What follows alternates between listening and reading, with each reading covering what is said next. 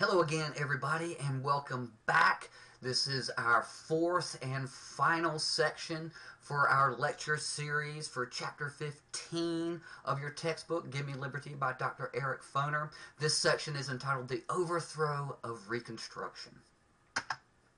The focus question for this section is, what were the main factors in both the North and the South for the overthrow of Reconstruction? Now, it was mentioned in the previous section of this lecture series, but it's something that cannot be emphasized enough, of just how radical and rapid of a transformation that was attempted by radical Reconstruction onto Southern society.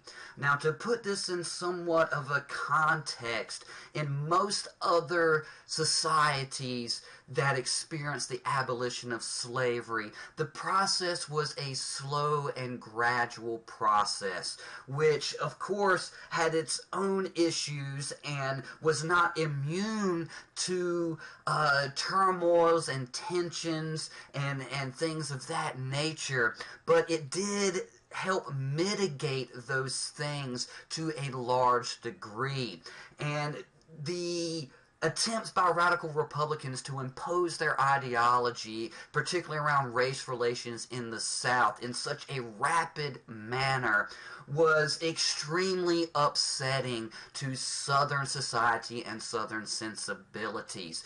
It was something that was attempted practically overnight, without any preparation or groundwork being laid for the process or anything of that nature. So, with that being said, it's really not surprising that there was a response in the way that happened, particularly a violent response to this entire process. Now, this is certainly not an excuse for the violence that ensued as a response to these transformations or attempted transformations in Southern society, but it is an explanation, and that was perhaps the biggest mistake that radical Republicans made in their Reconstruction policy. It's just the sheer rapidity of the transformations that were attempted to be imposed. The South's traditional leaders bitterly opposed these Reconstruction governments, and they also opposed rising taxes for schools and railroad subsidies. But really, the heart of the matter was they just could not accept the full citizenship of former slaves. This, again, was such a radical alteration to their entire worldview. And to white Southerners, especially things like black voting and black office holding, was essentially to them the inmates running the asylum. And it made absolutely no sense to them. And it was not only an affront to their worldview, it was an insult to their racial sensibilities. And again, it's not an excuse, but it certainly explains why there was such a vehement response against a lot of these policies and the attempts to raise African Americans to the level of full citizenship so quickly and without any groundwork being laid for that process. In response to these radical transformations that were attempted by the Republican Party in the South during Reconstruction, the Democratic Party responded with what was essentially a reign of terror. There was widespread violence against Republicans in the South during this period. Organizations like the Ku Klux Klan and others like them were formed that were essentially nothing more than the military wing of the Democratic Party. And many historians have couched this period as essentially an extenuation of the Civil War itself. The Ku Klux Klan and other organizations like that intimidated blacks from voting and generally terrorized black and white Republicans across the South to try to subvert their political activities and regain power for the Democratic Party.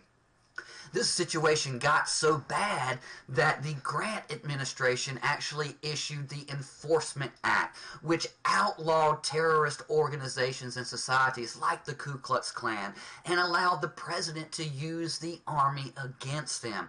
The first and so far the only time in American history that the president has been given the authority to use military force in this way against American citizens.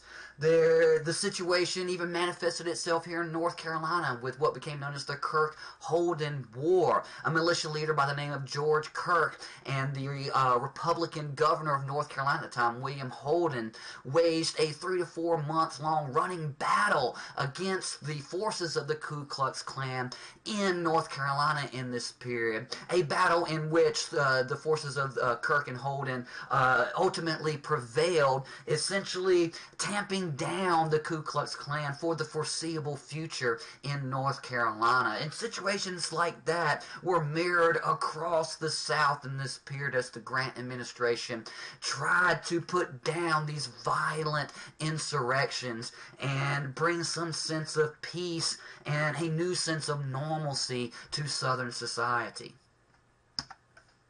During the early 1870s, the North's commitment to Reconstruction waned for a variety of reasons.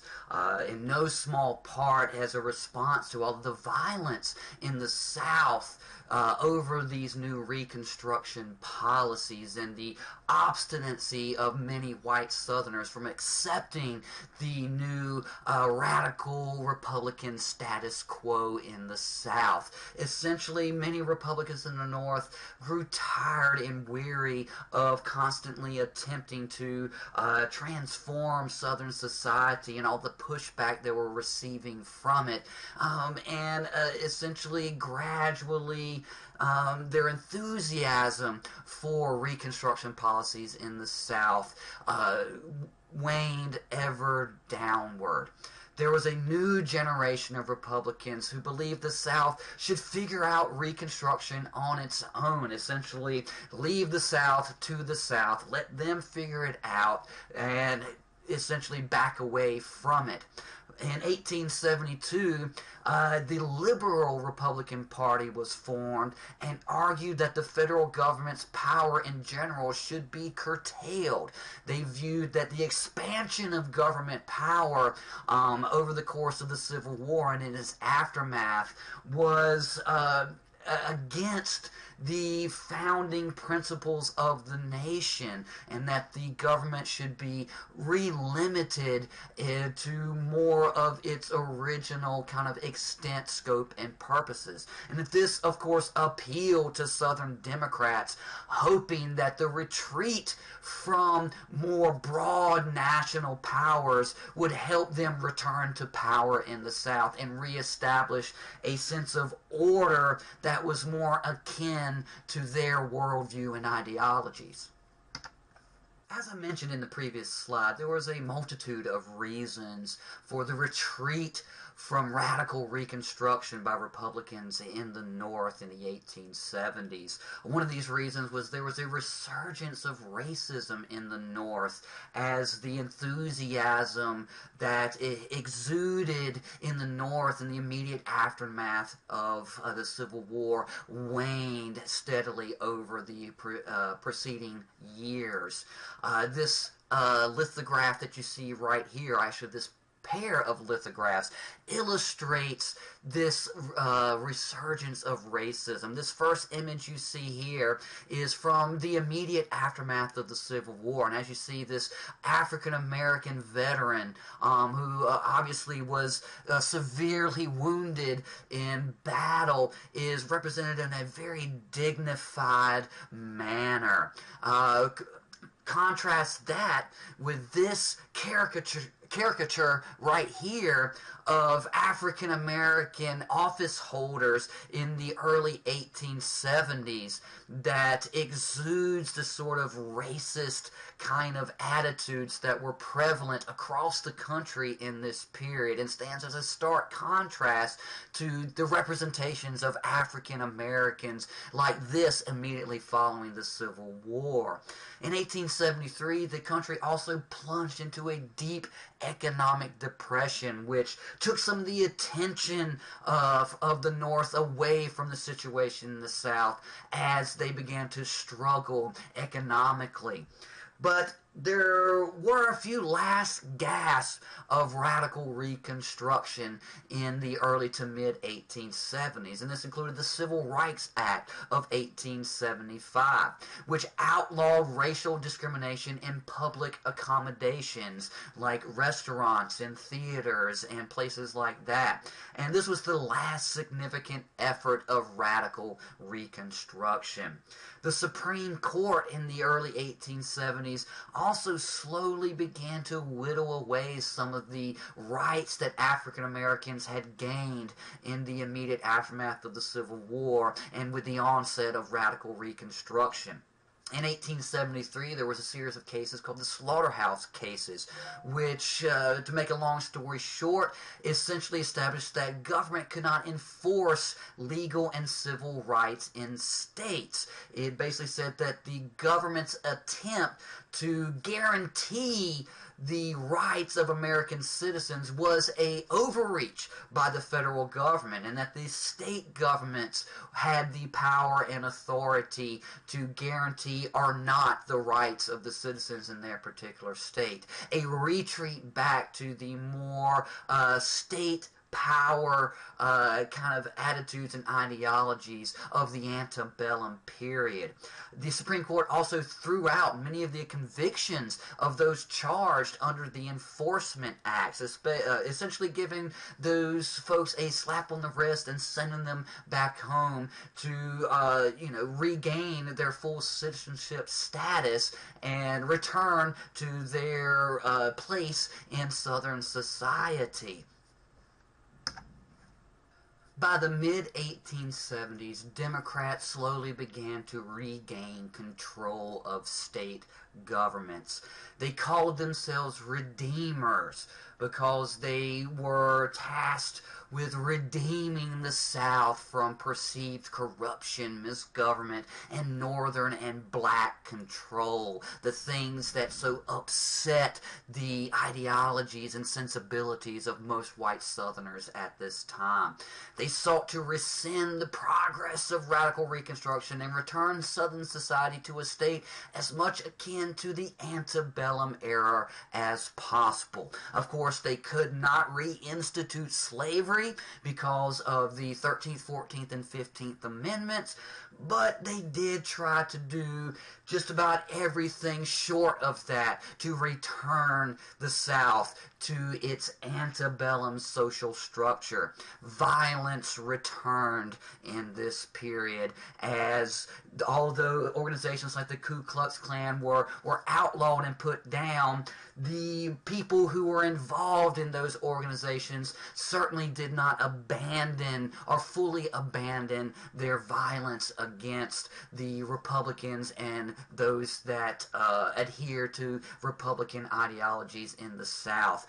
Grant failed to continue to enforce the Enforcement Acts as the enthusiasm for Reconstruction continued to wane ever downward in the North, and the Northern government essentially began to wash its hands of the entire situation and allowed the Democratic Party to regain control of these governments in the South.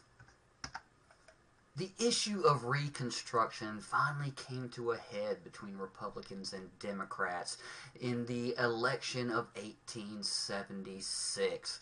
This election was so close an electoral commission had to come to a decision about who won the 1876 election. This commission was a body that was appointed by Congress to look into this disputed election and come to a decision about who should become presidents. Both sides, Republicans and Democrats, claimed to have won South Carolina, Florida, and Louisiana. And the electoral votes of these states essentially would decide the winner of the election. Any of this stuff sound familiar to anybody? Some recent events kind of put some of this stuff into a bit of context. Well, the result of the election of 1876 was the bargain of 1877. As the Electoral Commission was doing its work and trying to come to a decision, behind the scenes, Republican and Democratic leaders tried to work out some sort of deal. And they did work out a deal. Republican Rutherford B. Hayes, his team agreed to let the Democrats have control of the South, essentially completely abandoning Reconstruction, pulling all of the last vestiges of Union forces out of the South, and ending any direct machinations or any sort of involvement of Northern influence in Southern affairs if Hayes received the office of president. And to Democratic leaders, this was good enough. They were willing to allow the Republican Hayes to become president in exchange for the Republican abandonment of Reconstruction, allowing the Democratic Party to fully regain control of every state in the South and reimpose its will onto Southern society.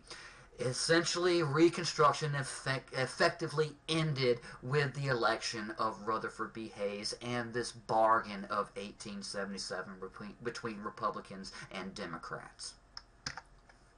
That's it, folks. That concludes Part 4, the final part of our Chapter 15 lecture series. As always, study hard, and I'll see you soon.